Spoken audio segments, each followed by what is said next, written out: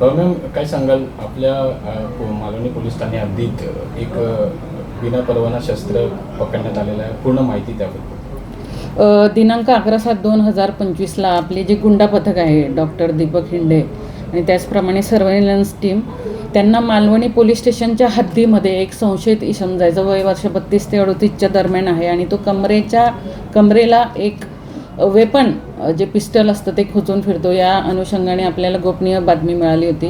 त्याची शहानिशा करता आपली टीम गेली असती. मवा देसाईचं जे ग्राउंड आहे त्याच्या फुटपाथवर आपल्याला तो संशयित मिळून आला.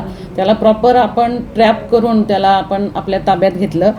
त्याला ताब्यात घेतल्यानंतर आपण 2 पंजांसमक्ष त्यांची ज्यावेळेस अंगझडती घेतली त्यावेळेस आपल्याला एक सिल्वर व काळ्या रंग असलेली एक बनावटी पिस्टल मिळून आलेलं होतं. त्याची जवळपास आपण 75,000 किंमत आणि 4 जिवंत काडतुसे आहे ज्यांची 4,000 आपण किंमत लावलेली आहे.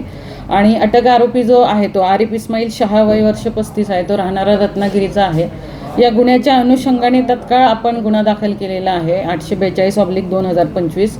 आर्म्स ॲक्टची कलमं लावलेली आहे, आर्म्स ॲक्ट 325 आणि महाराष्ट्र पोलीस अधिनियमची 37(1)A 135 अन्वये आपण दाखल केला. आणि त्या अनुषंगाने अजूनही त्याच्याकडे काय आपल्याला माहिती मिळते का तपास चालू पुढचा. आरोपीचं बॅकग्राऊंड काय आहे, कुठे आला?